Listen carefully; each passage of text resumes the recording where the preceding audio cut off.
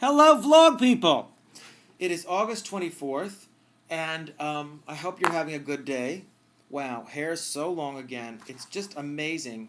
Isn't it always amazing the way with hair it just keeps growing? Thank God, I suppose. Anyway, I have had, what a week, huh? You know, I don't know if you saw the last vlog, but the stuff's been going on um, with my friend Bridget's baby, which been going, since the birth. I'm sorry, I'm just cleaning up my computer. I've been spending time there and visiting her and the gorgeous, gorgeous, perfect baby boy. Anyway, and I'm not really getting a lot of my own stuff done this week because I've been doing that, which is perfect. And tomorrow is the big day where I marry my friends. On way earlier vlogs, I mentioned to you that I was now the Reverend Sam Harris. I have the certificate here somewhere to prove it. And tomorrow I'm marrying my friends, and I'm very excited about that. I feel like, last month there was the death of our friend, and then a couple of days ago was my friend's giving birth, and tomorrow I'm performing a marriage. I feel like between the funerals and the births and the weddings, I don't even know. I can't even. I don't. It's amazing that it's all together. It's giving me such a perspective about just the cycle of life. It's amazing. Anyway, okay, let me do a couple of questions. Sam, I was wondering if you ever attempted any arias or lieder. No, I have not. Lederhosen, I have attempted, but it doesn't really suit my frame. I wouldn't look good as a Nazi, but then who does? Well, I would love to hear you try something. If it freaks you out a little, listen to Streisand's Bonsoir, which I believe means beautiful evening, would be French for beautiful evening. It will give you goosebumps, I promise. Okay, I'll check that out. No, the closest thing I've done is Ave Maria. No, I've never done anything like that. I guess it does scare me a little bit. But you know what? Whatever. Okay. I come from a large family. Do you have siblings? Yes. A younger brother. Where do you fit in? I don't fit in. That was always the problem. I never really fit in. I have one younger brother named Matt, extraordinarily gifted. I've talked about him before. He's a great songwriter. We've written together songs that I've recorded. If you look on your album sleeves and your CD covers, you'll see his name. And we're going to be working together on this upcoming record, too. He lives in Nashville, brilliant writer, and he's great. Sam, I get very nervous before auditions no matter how prepared I am. What do you do to relax before an audition? Do you have any rituals or lucky charms? I take lots of drugs. OxyContin, Valium, Percocet, whatever it takes to calm my nerves. Maybe a shot or two of vodka, a little tequila, perhaps a little Jack Daniels. Just kidding! No. No, to relax before a meeting, an audition, a performance, or whatever, you have to just go inside yourself and do your kind of affirmations that remind you that why you're doing it and the joy you get from doing it. When you first started performing, I'll bet that you did it completely from joy. I'll bet as a kid when you first realized that you loved acting or singing or whatever it is that you love to do, that you're doing now, it was from complete need and joy to express it. And then we choose it as a vocation, and all of a sudden it's got money attached and prestige attached and success or failure, and do I get the job and how much will it pay, and what kind of billing am I getting, and later it becomes, do I have my own dresser, where's my dressing room, blah blah blah blah, and it becomes so much larger about all these other things. And it gets further and further, potentially, away from, wow, I did this because it brought me joy. Now it can become this burden. So what I suggest to you is get back to your joy. When you're going into audition, yes, we want their approval. The audition process is not natural, okay? It is not conducive to art. I went in on this thing where I was reading with someone who, there was the producer and the director and the reader, and then somebody else was reading. Lovely people, but they were seeing like half a dozen people for this callback thing, and the person on camera who was reading with me was looking at the pages, and the director was thinking about what he had for lunch, and it is so not conducive to art. It is not conducive to an acting relationship.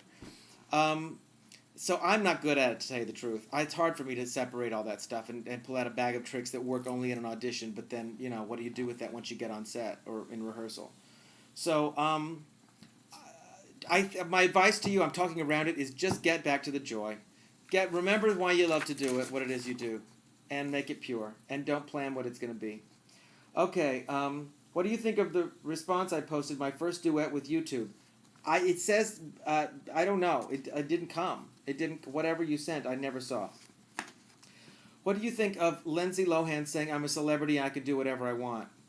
I heard about that. That saddens me a lot because, the thing with alcoholism and drug addiction, it's all the same, is the idea that people feel different, that they feel that they have a different set of rules, that we feel, as alcoholics, we feel that our issues, no one could understand our problems or our issues, or we feel different, always different. And it's when we don't, terminally unique is a term I've heard a lot. When someone feels terminally unique, that no one could understand them, that they are different. And when someone has celebrity and fame on top of that, and they actually are surrounded by, they choose the people to surround them that treat them differently and make them think that they actually are better, or their word means something, their opinion means more, or there are no consequences to their action.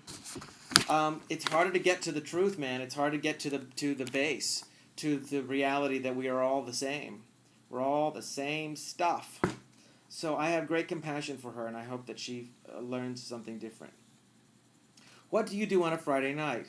Well, typically, who knows? Because, in show business, Fridays, Mondays, Wednesdays, they're all the same. It's not like a clock-in work week and you have your weekend.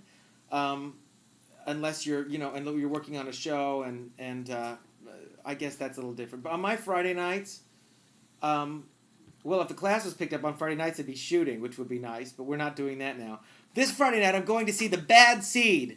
I don't know if you're familiar with the extraordinarily tacky, incredibly wonderful, horrible movie, The Bad Seed, but there's a play version of it. And I'm going to see that with a bunch of friends. Danny gets off a plane, he comes home, we turn around and go see The Bad Seed. Eileen Heckard in the movie is pretty great. Everybody else is just freakily, awfully wonderful. It's just wonderful. Could you talk more about getting through challenges and resentments through giving? Absolutely. I think I've said on here there's no obstacle we can't give our way out of. Whatever it is that we want, give it away. Guys,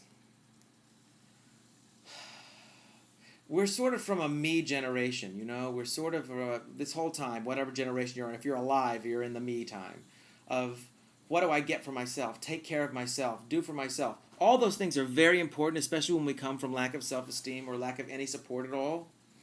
It is important to do for oneself. But there's also a thing called bondage of self. When we're troubled, and so we seek therapy and drugs and, even the good ones, antidepressants, whatever, and talking to and sharing with and always our feelings. Feelings are hugely important. I'm not saying anything bad about feelings. But when everything's about me all the time, how am I going to get past it? How am I going to get past whatever my fears are and my resentments are? Because I'm justifying them by talking about them and by telling you how hard it is to be me all the time. My friends used to say about me, nobody suffers like Sam does. And it was kind of cute and funny. Oh, nobody suffers. You know what? It's not cute. It's not funny. I don't need to suffer more than you. I only need to suffer enough to understand your suffering. I only need to experience the human condition. I need to experience the full sense of the human condition so that I understand your darkest moment and I understand your highest elation. That's what makes us the same. That is not what makes me different from you. That's not what makes any of us different from each other. So when I say that you get rid of your obstacles, there's no obstacle you can't get rid of through giving. You can't give your way out of. It means when I stop it being about me and I start doing something outside of myself, that is what gives me value. That is what gives me freedom from bondage of self. That is what gives me a sense of purpose. So thanks for asking about that again. I'm sure it comes up in a million ways because I need to hear it and I need to say it every day in some way or other. I'm very blessed. And so are you. So are you. Thank you for watching this. Have a great day and go do something wonderful for somebody. Peace to you.